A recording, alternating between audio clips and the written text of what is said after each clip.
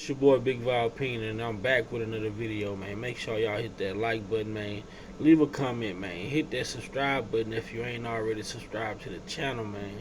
And I'm here with a short, little, quick video, man. Just been sitting back listening, going back, just listening to some of the words that Kel spoke in some of his interviews and things of that nature. But I'm just sitting here listening to the interview, man. And this is what you guys are about to hear when I press play. This is the day that Kel's life was forever changed, man. This is when his life was forever changed. Cheering and screaming, and all I can remember is ending it. And when I ended it, people were standing up, they told me, because I kept my eyes closed until he walked me back off the stage. The best way to act blind is to close your eyes. So that's what I did. Did you do that when you got signed to Jive? What happened there? Was that a This song is or the some day demos Kel's that life you was did? changed. Yeah, management. Actually, I had got into some situation with management that I was with before I even got signed with Jive, and I had a manager skip out of town with some money that we had won, from a talent show, and there was a lot of trouble with that. And the day I broke up with him was actually the day I was bumming a transfer trying to get a bus to get home, and I was walking down 79th, and I walked past the Regal Theater, and it said a gospel play was going on, and I went in there, and I asked the guy, I said, "Yo, man, any more auditions going on?" He said, "No, we just closed it up, man." I said, "Man, give me a chance, man. Let me do something. I'm on my last dime here, And they were like, "Well, that's it, man." So I started singing anyway, and I sang a song, "Amazing Grace," and they introduced me to Barry Hankinson. I sang to Barry Hankinson, and he offered to put me in the play. And I said, "That's great. That's great." And so as time went on, come to find out, he wanted me to. I told him that I could write. I didn't want to do the play. I want to write and do my own album. So once I showed him a couple of songs on the piano and a couple of demos, he's like, "My God, you write. You can write. Let's take you to Jive Records," and that's what we did. Now, Kel's tell you that his manager ran off with money that they won at his very first talent show, man, which was Demetrius Smith.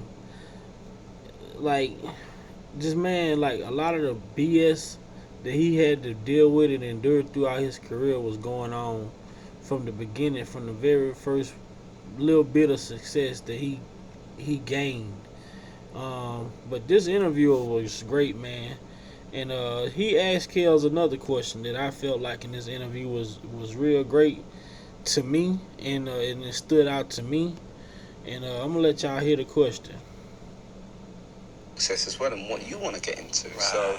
So, one question I haven't asked you is your lifestyle. It is obviously quite grand compared to what it was. But I noticed that there are times when I feel that you miss the innocence and the hunger, possibly. When it was tough, when it was hard.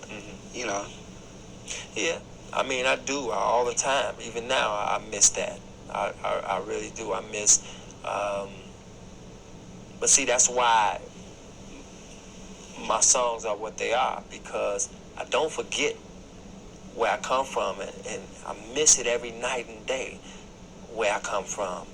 And that's why there's a certain humbleness about my music and what I do. Is because a lot of people sometimes they forget all about that. They don't even want to think about that dish rag on the floor and that small one-bedroom apartment. They don't want to think about it, but I actually miss it. I actually get to myself and wish that, man, sometimes I roll down the street and I say, you know what, I'm going to get me an apartment right over there and get me a studio apartment, because I just want to do that, because it feels good. It reminds me of my mother. It reminds me when we were one family. So that's very important to me. That's who I am, really. I mean, this dude Kells was real humble, man. And a lot of times, like, a lot of people, like, when people don't understand you, man, they label you as certain things, man, and I never did. I never got that. I never got it. But this guy throughout his career, he always fought to, he lived off the memories of what he had before he became famous, and like he said, he never forgot where he came from before the fame, and I can always respect a guy for always remembering where they come from. And last but not least, at the end of this interview, he had a message for his fans or any musician out there that was he may have been struggling or having challenging times or whatnot.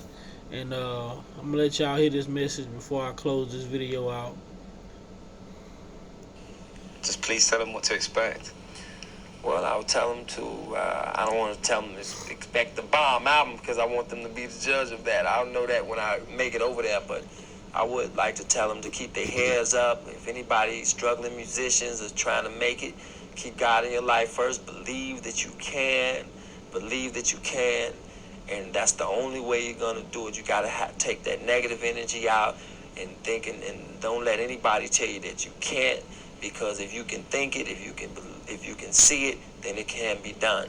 It's just up to you to believe that. And there you have it, man, from the GOAT himself. From the GOAT himself. There you have it, man. You got to take that negative energy out, man. We can't move on negative frequencies, man. This shit just ain't gonna work out. It ain't gonna produce. It just won't produce, man. That's all I have for this video. I hope you guys enjoyed. Man, feel free to comment. Like I say, man, I'm gonna try to do better by just finding these old videos and just breaking these videos down, and